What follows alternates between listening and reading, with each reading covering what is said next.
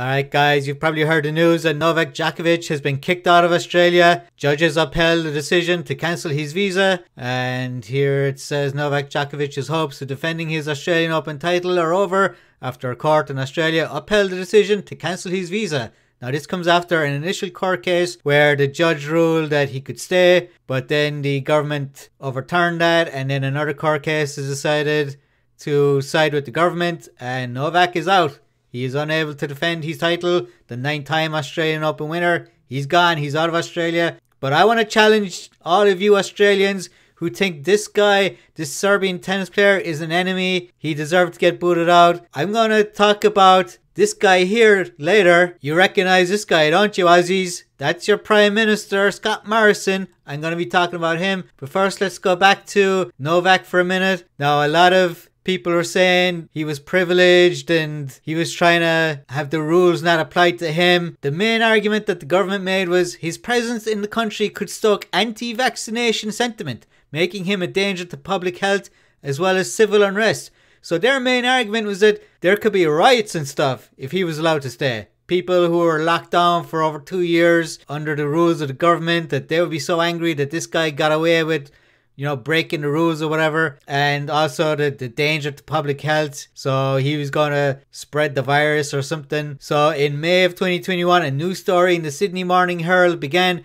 Elite sports people and their families are being granted special exemptions to travel into Australia, while thousands of citizens remain stranded, sparking claims of unfair treatment for the rich and famous. So this is one of the main arguments, that it's rules for me but not for thee. The argument that Djokovic is a rich tennis player. He got his court case heard pretty quickly, and there's refugees that were in the same hotel that he was in and they've been stuck there for years. That whole argument I can empathize with, the whole rules for me but not for thee. But I'm going to expose Scott Morrison because this guy broke the rules and he got away with it. So I'll be returning to that in a while, and I'll be talking about your Prime Minister, Scott Morrison. So here are some comments on Twitter. Regardless of outcome, can the federal court at least make a ruling that Djokovic is a narcissistic, privileged brat? So this goes with the whole special privileges for Djokovic being a superstar tennis player. Here's another one, Novaks. So this is his new nickname, Novaks. Novaks is mad that the country is not bending the rules for him. The entitlement is strong with this one. So he thinks he's entitled. Well, that's not how it turned out. He ended up getting kicked out. So the rules were applied to him. So why should the rules be different for him? So this rant from this Sarah chick. Yeah, I used to be a fan, now I'm disgusted. Tennis isn't compulsory, so if you won't get faxed, then don't play. And again, it's the whole, he's a rich tennis player, the rules don't apply to him. Well, we saw how this has turned out. He did get kicked out. This guy thinks he is entitled to do whatever he wants because he is good at tennis. Well, no, he isn't, particularly when it's spreading a deadly disease. What a menace. What an idiot. Look at him. Look at that evil Djokovic here. He's gonna infect, what is it, 25 million Australians, whatever the population is. He's going to kill all these Australians. Look at him. Evil. Evil, I tells you. So this is a Canadian tennis player, a friend of Novak, Vasek Pospisil. Novak would never have gone to Australia if he'd not been given an exemption to enter the country. So he was granted the exemption and the visa. Whatever you can say about Novak and his decision to go there, why did the Australian government give him a visa to begin with? He was given a visa and the exemption. So there were medical people, and this was in the first court case that he won. They gave him an exemption to go there, and then when he went to the airport, he was interrogated by the border control, and then he was locked up. He was detained. So this is a good point here. Why did they even let him in the country to begin with? If he was such a menace, then why did the Australian grant him a visa? And he's claiming it's all political agenda, and basically this was a whole setup to make an example of him and so on. So here's a poll from The Age, which is an Australian newspaper. Now this only had about 1,600 respondents, so not a huge poll,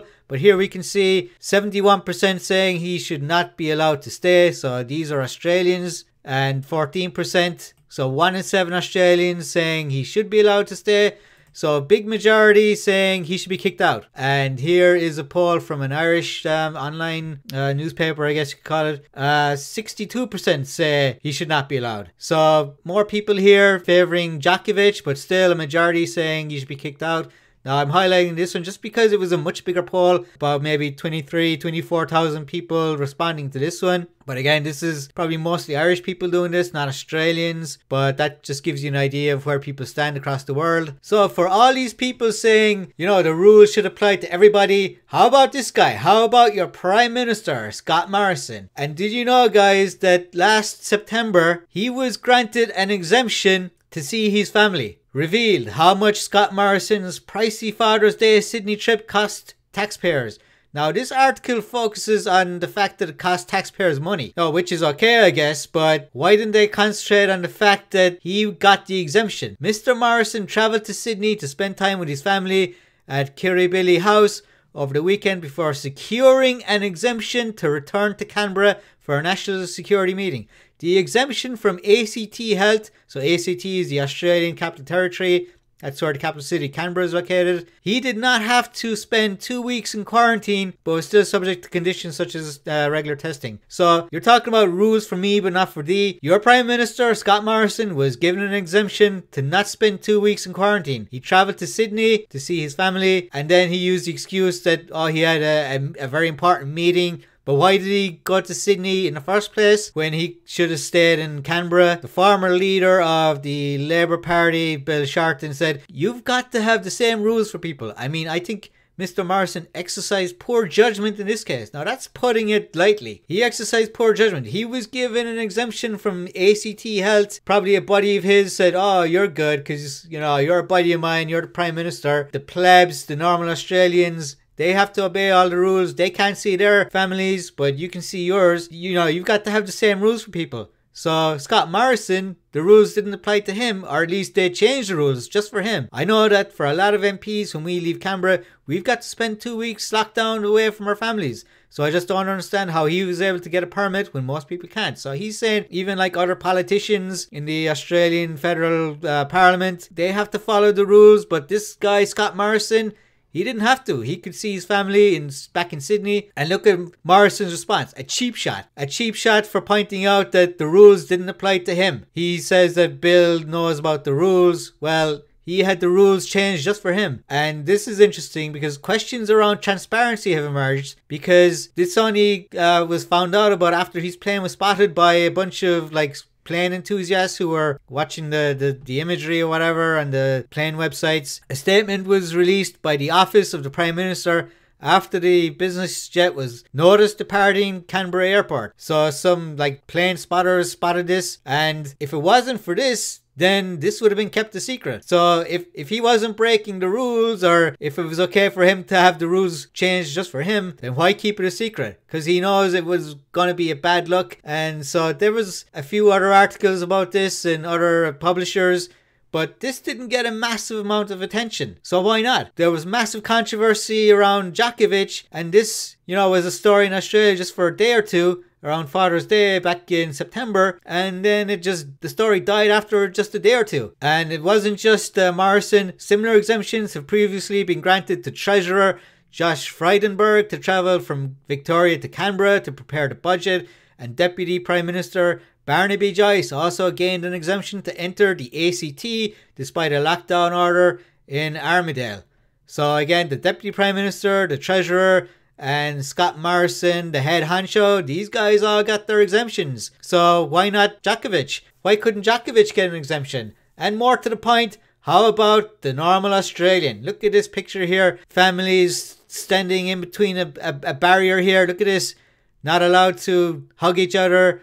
They're just standing beside each other. And again, this just tells you how dumb the rules are. They're allowed to stand within like 6 feet of each other here, between barriers. So I mean, what's the bloody point? So you have these regular Australians, they have to follow the rules, and some of these guys, they were complaining about Djokovic and the rules should apply to him. Well, they finally applied the rules to him, but they didn't apply the rules to this guy. Look at him. Look at that smug Australian Prime Minister. He had the rules changed for him. And this article here in independentaustralia.net, Morrison himself famously didn't have time to call Pfizer.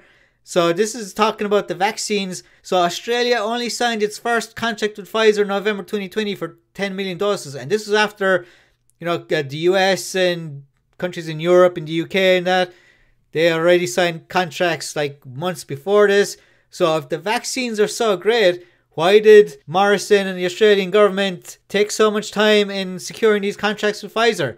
How many people died in Australia because of this incompetence? Assuming the vaccines are so great and all. Also, it was revealed that New South Wales received 45% of Pfizer vaccines allocated to GPs in August, well above their 32% share. So this diversion came primarily at the expense of Queensland, Western Australia and most of all of Victoria, which was battling a Delta outbreak at the time. So why did New South Wales get more than their allotted amount? Well, surprise, surprise. Morrison was born in Sydney and studied economic geography at the University of New South Wales. So Scott Morrison is from New South Wales, he's from Sydney, and lo and behold, New South Wales get 13% more than what they should have gotten at the expense of the other Australian states. So there you go, pure corruption there. And here we go, it's against the backdrop of colossal failures that Morrison's Father's Day trip must be assessed as more than just bad optics or a failure of the pub test. It was an act of contempt. We should be outraged, and I totally agree. Why were you guys not outraged with your own Prime Minister, but you're outraged with a Serbian tennis player? Morrison's trip came at a time when families have been separated by the state and international borders for months and a couple of years with no clear end in sight because of his mistakes. His mess-ups. They screwed up the whole Djokovic saga, and Morrison, he's having the rules changed for himself. So Morrison, he's getting his buddies to change the rules just for him. So why not Djokovic? And why not everyday Australians? Why do Australians have to put up with this nonsense? Look at this. Standing along barriers there. Absolutely disgraceful. I mean, these guys have smiles on their faces wider than mine. They should be outraged at Scott Morrison and the government. For at the very least, their hypocrisy. Now, if Australia wants this zero COVID policy or whatever, they want to get these cases down to a minimum, fine. But why get so mad with Djokovic when your own bloody Prime Minister, there he is, he had the rules changed just for him and a couple of other prominent federal politicians. So there you go, guys. That's my challenge to all you Australians. Whatever it is, 71% of you or whatever it is saying, yeah, kick Djokovic out. How about kicking this guy out of office? Alright, guys, that's the end of my rant. If you're Australian and you're one of the 14% who agree that Djokovic should stay, or if you think that Morrison should be kicked out of the office of Prime Minister, share this video. And if you know Australians, spread the message to Australians. Tell Australians about this. This is crazy. You guys have been duped, and the Scott Morrison and other politicians, they're trying to use Novak Djokovic as a scapegoat for their rule breaking and their rule bending. Alright guys, that's the end of this video. Share this, subscribe. See you guys later.